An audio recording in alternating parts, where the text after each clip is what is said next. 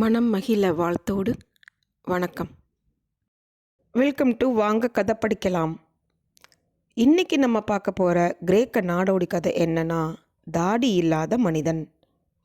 வாங்க கதைக்குள்ளே போகலாம். ஓரூரில் ஒரு கிழவன் இருந்தான். அவனுக்கு ஒரு மகன் உண்டு. கிழவனுக்கு அந்திகாலம் வந்தது. அவனுடைய மகனை அருகே கூப்பிட்டான். அப்பா, மகனே, உனக்கு நான் ஒரு விஷயத்தை சொல்லி வைக்கிறேன். அதை என்றும் கவனத்தில் வைத்துக்கொள். நீ எங்கு போனாலும் சரி, எதிரில் தாடி இல்லாத மனிதன் வந்தால் நீ அவனுடன் ஒன்றும் பேசாதே, அவனோடு ஒரு விவகாரமும் வைத்துக்கொள்ளாதே என்று உபதேசம் பண்ணினான். சில நாட்களுக்கு பிறகு கிழவன் இறந்து போனான். கிழவனுடைய மகன் கறி வியாபாரம் செய்து வந்தான். அவனுடைய குதிரை மீது கறி மூட்டை ஏற்றி போவது வழக்கம். ஒரு நாள் வழியிலே ஒரு தாடி இல்லாத மனிதனை சந்தித்தான். அந்த மனிதன் இப்பையனை பார்த்து, வாருங்கள், நமஸ்காரம் என்று பேச ஆரம்பித்தான். பையன் தன் தகப்பனுடைய வார்த்தையை ஞாபகப்படுத்தி கொண்டான். போதும் போதும், நீர் போய் வாரும் என்று கூறிவிட்டான். பின்னர் முகம் கொடுத்து கூட பேசாமல் போய்விட்டான். மறுநாள் பையன் கறி விற்கப் போனான். போகும் வழியில் அதே பேரொலியை கண்டான். மீண்டும் அவன் பையனை வரவேற்று, விற்பதற்கு தானேப்பா இந்த கறியை கொண்டு போகிறாய் என்றான். ஆம், ஆனால் நான் தாடி இல்லாதவர்களுடன் வியாபாரம் செய்ய மாட்டேன் என்றான். என் நண்பனே, இந்த ஊரில் தாடி இல்லாத மனிதர்கள்தான் இருப்பார்கள். நீ வீணாக அலைய வேண்டாம், எனக்கு விற்றுவிடு இந்த கறியை என்று கேட்டான். சரி என்று ஒப்பிக்கொண்டு கறிக்கு 80 பியஸ்டர்கள் விலை பேசினான் பையன். தாடி இல்லாதவனும் விலையை ஒப்புக்கொண்டான். கறியை அவன் வீட்டில் போய் இறக்கினான் பையன். கறி ஏற்றி வந்த குதிரையுடன் பணத்தை பெற்றுக்கொண்டு திரும்பலாம் என்று பையன் எண்ணினான்.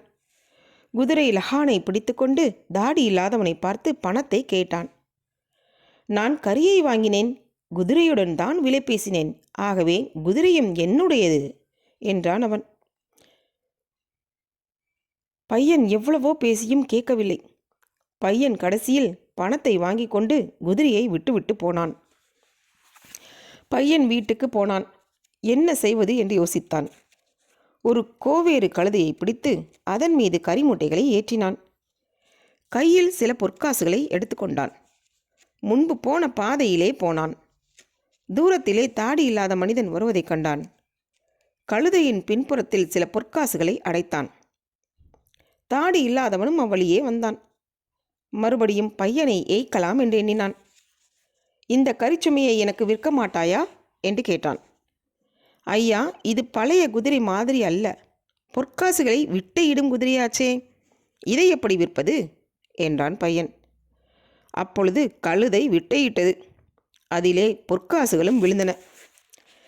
பையன் விரைந்தோடி அவற்றை எடுத்தான். தாடி இல்லாதவன் பார்த்து வியந்தான். எப்படியும் இதை வாங்கிவிட வேண்டும் என்று உறுதி கொண்டான். இதன் விலை என்ன என்று கேட்டான். ஐயா, இந்த கழுதை தினம் ஒரு முறை இப்படி பொற்காசுகளை தரும், ஆதலால் இதன் விலை அதிகமாயிருக்கும் என்றான். உனக்கு என்ன விலை வேண்டும் என்று கேட்டான் தாடி இல்லாதவன். 300 பொற்காசுக்கு இதை கொடுக்கிறேன் என்றான் பையன். தாடி இல்லாதவனும் ஒப்புக்கொண்டு பையனிடம் பணத்தை கொடுத்து கழுதையையும் பெற்றுக்கொண்டான். ஐயா, இந்த பிராணி தினம் ஒரு முறை பொற்காசு போடும், ஆனால் நீங்கள் அதை 40 நாட்களுக்கு காடிகானாவில் போட்டு பூட்டி விட வேண்டும். உள்ளே ஒரு தொட்டி கட்டி அதற்கு ஓர் ஓட்டை வழியாக தண்ணீர் விட்டு உணவு வைக்க வேண்டும். 40 நாளும் கதவை திறக்கக்கூடாது. 40ஆம் நாள் திறந்து வேண்டிய பொற்காசுகளை எடுத்துக்கொள்ளலாம். இதை மறந்து விடாதீர் என்று கூறினான் பையன். தாடி இல்லாதவனும் சரி என்று சொல்லி கோவேரி கழுதையை ஓட்டி கொண்டு போனான். வீட்டிலே ஒரு தொட்டியில் போட்டு பையன் சொன்னபடியே அடைத்து விட்டான். 10 நாட்கள் ஆயின. தாடி இல்லாத மனிதனுக்கு ஆத்திரம் பொறுக்க முடியவில்லை.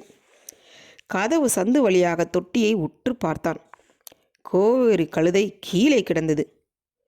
இருட்டிலே ஏதோ பளபளவென்று மின்னியது. தாடி இல்லாத மனிதன் அது பொன் ஒளிவீச்சு என்று எண்ணினான்.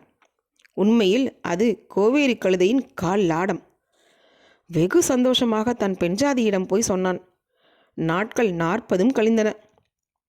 தாடி இல்லாத மனிதன் பொண்டாட்டியுடன் போய் தொட்டியை திறந்தான். கோவேறு கழுதை செத்து கிடந்தது. பொண்ணும் இல்லை, காசும் இல்லை. என்னடா செய்வது, மோசம் போனோமே என்று ஏங்கினான் அவன். சரி, அந்த பையனை பிடித்து பணத்தை வாங்க வேண்டும் என்று எண்ணிக்கொண்டு புறப்பட்டான். 40 நாட்கள் ஆன பிறகு எப்படியும் தாடி இல்லாதவன் தன்னை தேடுவான் என்று பையனுக்கு தெரியும். தேடி வந்துவிட்டால் அப்பொழுது என்ன செய்வது என்று யோசனை செய்தான். தன் பெண் ஜாதியை கூப்பிட்டு, நீ ஒரு காரியம் செய்ய வேண்டும். அந்த தாடி இல்லாதவன் வருவான். வந்தவுடன் என்னை கேட்பான். நீ ஒரு சின்ன தோல் பையில் கொஞ்சம் இரத்தத்தை ஊற்றி உன் இடுப்பிலே சுற்றிக்கொள். அவன் வந்து உன்னை கேட்டுக்கொண்டிருக்கையில் நான் உன்னிடம் கோபமாக பேசி இடுப்பிலே குத்துகிறேன். தோல் பை அறுபட்டு இரத்தம் சிந்தும். நீயும் இறந்தவளைப் போல கீழே விழுந்து விடு. பிறகு நான் ஒரு ஊதுகுழல் எடுத்து ஊதுவேன். அப்பொழுது மெல்ல கால் கைகளை ஆட்டி செத்து பிழைத்தவளைப் போல் எழுந்திரு என்று சொல்லி வைத்தான். சில நாட்கள் கழிந்து தாடி இல்லாதவன் இந்த பையனை தேடி வந்தான். அவன் வருவதைக் கண்டு பையன் வீட்டில் ஒரு மூலையில் ஒளிந்து கொண்டான். அவன் பெண் ஜாதி வந்தவனை வரவேற்று என்ன வேண்டும் என்று கேட்டாள். வெகு அழகாயிருக்கிறது உன் புருஷனுடைய வேலை, எங்கே அம்மா அவன் என்று தாடி இல்லாதவன் கேட்டான். அதற்குள்ளாக அந்த பையனும் உள்ளே ஏதோ வெகு வேலையாயிருந்ததை விட்டு வந்தவன் போல கத்தியும் கையுமாக வெளியே வந்தான். உம்முடைய வேலையெல்லாம் இப்படித்தான் பாரும். இதோ அந்த மனுஷன் உம்மை தேடி வந்திருக்கிறார் என்றாள் பெண்ஜாதி. என்னடி, என்னை இப்படி கேவலப்படுத்துகிறாய் என்று கோபித்து அவள் இடுப்பிலே கத்தியை குத்தினான். உடனே ரத்தம் பீரிட்டு தோல் பையிலிருந்து வந்தது. அவளும் மரம் போல் சாய்ந்து விழுந்தாள்.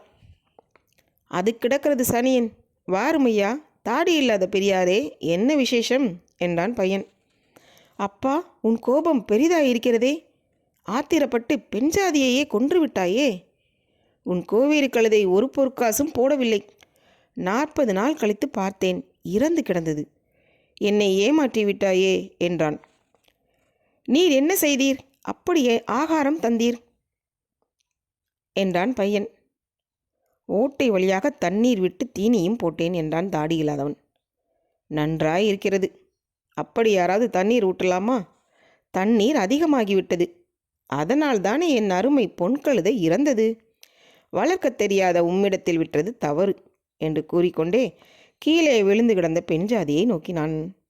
அடப்பாவமே, இவளை வேற உயிர்ப்பிக்க வேண்டுமே என்று கூறியவாறு உள்ளே சென்று தன் ஊதுகுழலை எடுத்து வந்தான். மெல்ல மெல்ல அதை வாசித்தான். ரத்தம் பீரிட்டு கீழே விழுந்து கிடந்தவள் மெல்ல மெல்ல காலை அசைத்தாள். பார்த்தான் தாடி இல்லாதவன்.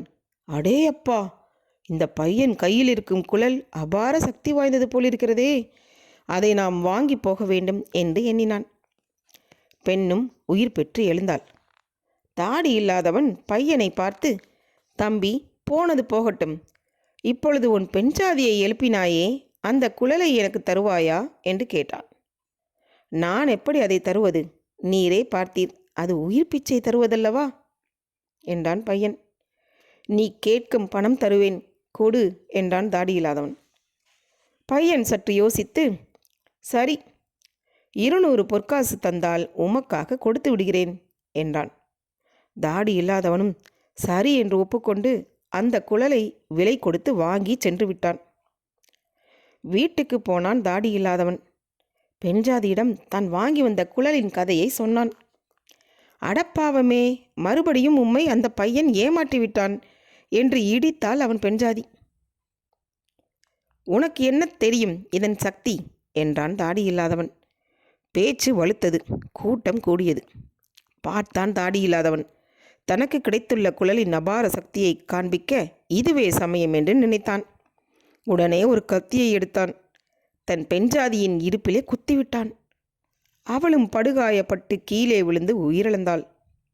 அடப்பாவி, என்ன செய்து விட்டாய்? உன் பெண்ஜாதியையே கொன்று விட்டாயே என்றனர் கூடியிருந்தவர்கள். பூ, இதென்ன சின்ன விஷயம்.